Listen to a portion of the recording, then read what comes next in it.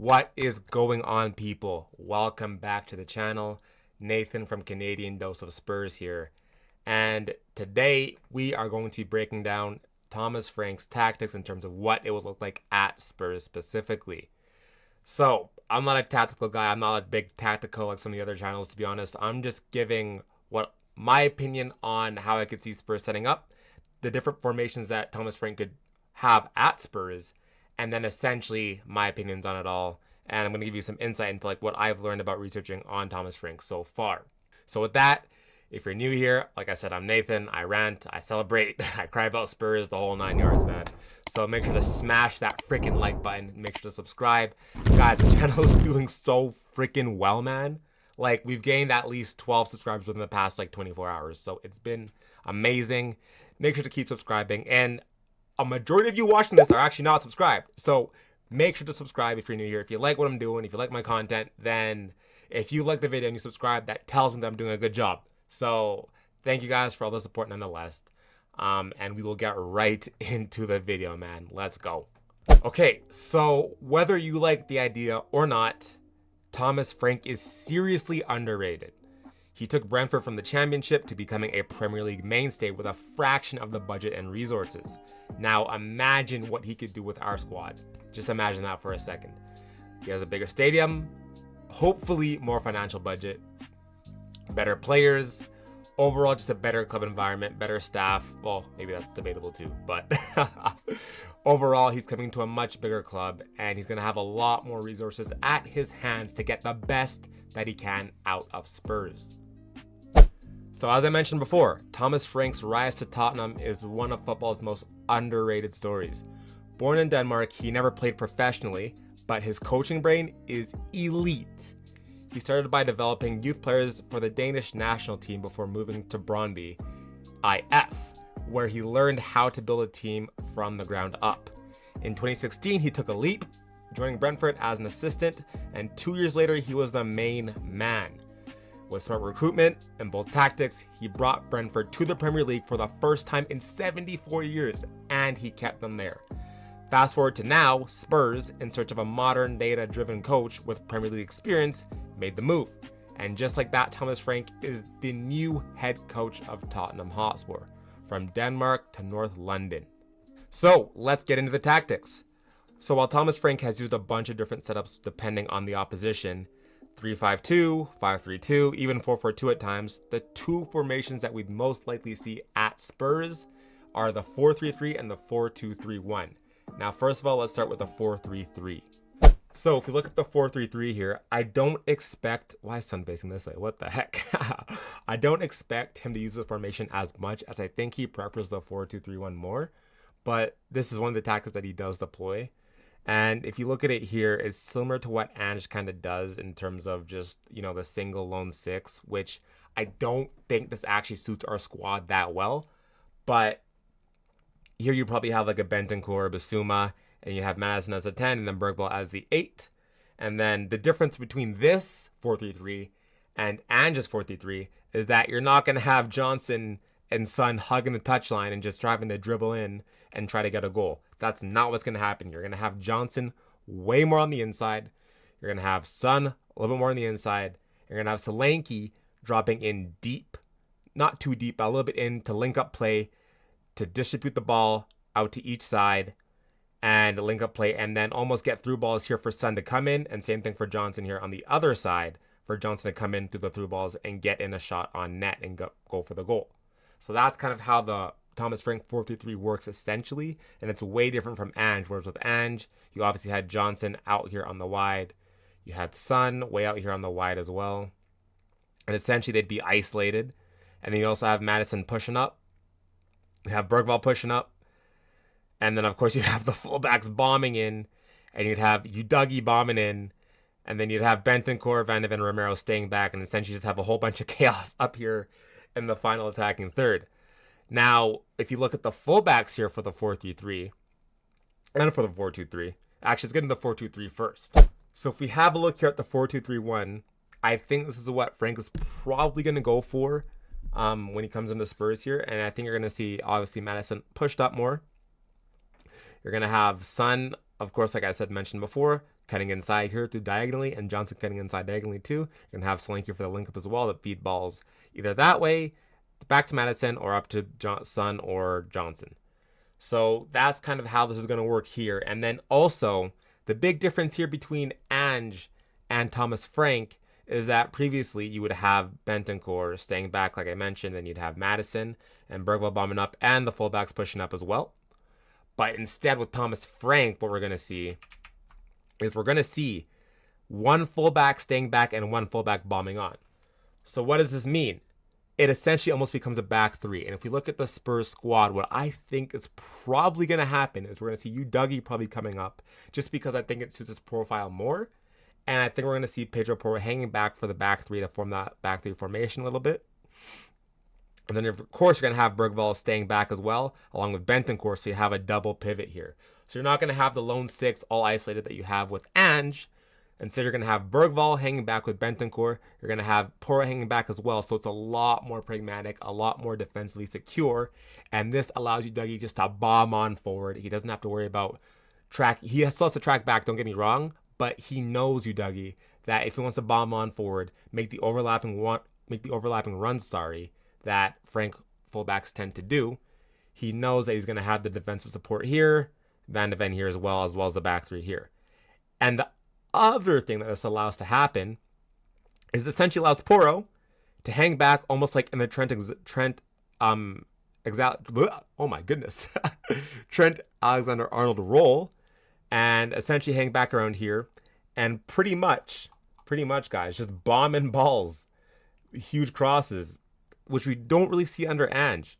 Bombing those deep crosses either to Solanke, bombing those deep crosses to a Son.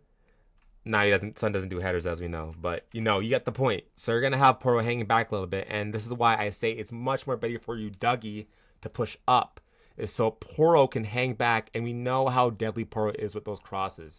So with Porro banging in those crosses, you'll have a whole bunch of options to choose from in terms of Madison, Solanke, Son, Johnson there as well. And if Porro wants to as well, you could also have him push him up. You could have Dougie pull him back, and you could have Porro hitting in the crosses as well, coming in like that.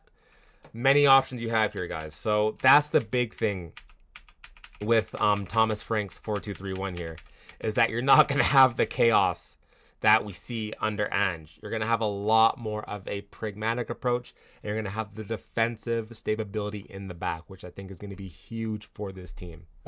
So going back to the 4-3-3, essentially with Brentford and under Thomas Frank, you had Neugaard as the central defensive midfielder, and what he would essentially do is set the tempo for the entire play. So as Brentford are breaking out of the back, you'd have Neugaard setting the tempo, so the ball would break out from their goalkeeper into Neugaard right here. Imagine this is Neugaard, and then he would either spread it that way, spread it back to the center back, spread it the other way, or do a half turn, take the ball half turn, and push it upfield, heading upfield, passing either to Bergvall or whoever his other midfielder was, or up to the wingers as well. Frank plays a very north-south type of football. He doesn't like to go past sideways like we've seen under Ange. He likes to play north-south, fast, direct. How fast can we get the ball up to the front of the net? That's what Thomas Frank likes to do. Now with us, I don't think we have a profile similar to Neugaard in terms of the way that the 4-3-3 would work under Spurs. You could have Madison here, because as you saw under Ange, Madison would drop deep a lot and he'd spread the ball out because the lone sixer needed some support. So you could have Madison in this role, but then you'd be asking Madison to do the defensive capabilities as well. So it makes it a little bit tricky. So I think this is definitely one that we got to look at adding a signing to really get this role in. And that's what we were talking about in the transfer window, of getting a deep playing six or a destroyer six as well that can just spread the play out. Could Bentancur do it? Maybe. We haven't really seen his passing range be utilized too much, but I don't think it's out of his ability, and it might have to be coached into him or trained into him. But I would like that to be a signing that we would emphasize, that we would get probably a deep-lying playmaker that can pass long, turn on the half turn, and just really dictate play. We don't really have that in this squad. And then, of course, under Brentford as well, you'd have a player like Jensen or Onyeka or Janlit pressing high, winning the ball back, winning second balls and really pressing efficiently to get the second ball back and really attack again. So that's how these two number 8s could be used under Thomas Frank for Spurs for 4-3-3. And then with the front three, it's quick, direct, and clinical. So you'd have Solanke as the central focal point. As I mentioned, he'd drop deep a little bit. He'd spread out the play if he need to be. He'd get it out to the wide wing sides. And that would be how it would go. And obviously what we saw when Ivan Toney was at Brentford is the role that he played would be similar to what I think Frank would probably use for Solanke. And then you, of course, like I said, would have Johnson and Son making those runs diagonally in behind. So it's going to be super crucial for Solanke to have the hold-up play, spread the play, and then get balls diagonally in behind to Son, diagonally in behind to Johnson. That's going to be Solanke's role most likely. So the other setup, like I had mentioned, is probably what we're going to see more at Spurs when we want to dictate play, when we want to dominate the ball, is the 4-2-3-1. So coming back to this, he used this at Brentford in the Championship mainly. He didn't really use this in the Premier League, as obviously Brentford aren't a good team in the Premier League as a whole, so they're going to have to be a lot more defensive and pragmatic. So with this, I expect this is going to be the formation that he will most likely use at Spurs mainly on like the average Premier League day. So in the midfield, you'd have a double pivot of Bentancur and Bergvall, and this is similar to what we saw under Ange in the Europa League when we won that whole competition using this formation pretty much. And I don't know why Ange didn't use this more in the Premier League, but that's a whole different conversation. But yeah, we're probably going to see a double pivot of Bentancur or Bergvall. And under Ange, typically one of them would probably drive forward as well. But like I said, under Frank, it's not going to be like that. You're going to have both of them staying back to have defensive stability with the fullback going forward. And then you'd have Maddison pushing up as well to add to the attacking as well. And then with Maddison here, he's going to have the license to roam around, do whatever he wants. And like weirdly enough, you're probably going to see Maddison have more freedom to do what he wants under Frank than he did under Ange. And it's such a weird concept because you'd think that under Ange, he would have more freedom because Ange is pretty much like, yeah, just do what you want, mate. Just go on, bomb on, do what you want. But no, with this, Maddison's going to have the ability to roam wherever he wants to. I think with Brentford, with Neugaard, I think Neugaard was roaming more on the left side. But I think with Maddison, he's going to be roaming that way. He's going to be roaming the right side as well with Johnson. He's going to be able to roam anywhere within this. And I think we're going to see a Maddison thrive under this. And another player who I could think that would thrive under this as well would be a Dejan Kulusevski. I think Decky would be killer with this because Decky is also one of those players that just loves to roam, loves to be on the inside. So I think Decky would also kill this role as he's just so strong on the ball. He's so unpredictable. So he could go any which way, running behind if Solanke drops a little bit deeper. I think this would be amazing for the number 10s that we have, as well as if we get even like an Eze in. I think Eze would absolutely destroy this role as well, man. So I think the number 10 role is going to be super sick to see under Thomas Frank, 100%. And then, of course, with the two wide forwards, this suits Son and Johnson perfectly, as well as a Matisse Tell, and almost probably an Odegaard, honestly. Maybe not Odegaard so much because he likes to dribble more, but definitely a Son, definitely a Johnson, definitely a Tell, as they're more, honestly, inside forwards than actual wingers. So you'll have Son making those runs on the inside, running inside, cutting in. Same thing with Johnson, running inside, making those diagonal runs in behind, as well as a Tell as well. And I think those suits our wingers perfectly, as we saw under Ange. A lot of our wingers cannot dribble for shit. So I think this is perfect for our wingers or our inside forwards, I guess. So that's what we're going to see under Thomas Frank there. So essentially what this gives you is more central creativity and a bit more ball control. It also allows us to pin teams back and build attack in waves, but it still maintains the same pressing principles. Press high in a 4-2-3-1, drop into a mid-block 4-2-2 when out of possession as well. And now on to the defensive solidity. So this is where Spurs will change the most. Of course, under Ange, our defensive line was comically high at times and we paid for it, especially when we had injuries, of course. But with Frank, we're getting much more structure and we're getting a lot more smart defending. So in a 4-3-3, they drop into a 4-5-1 out of possession, as we can see here.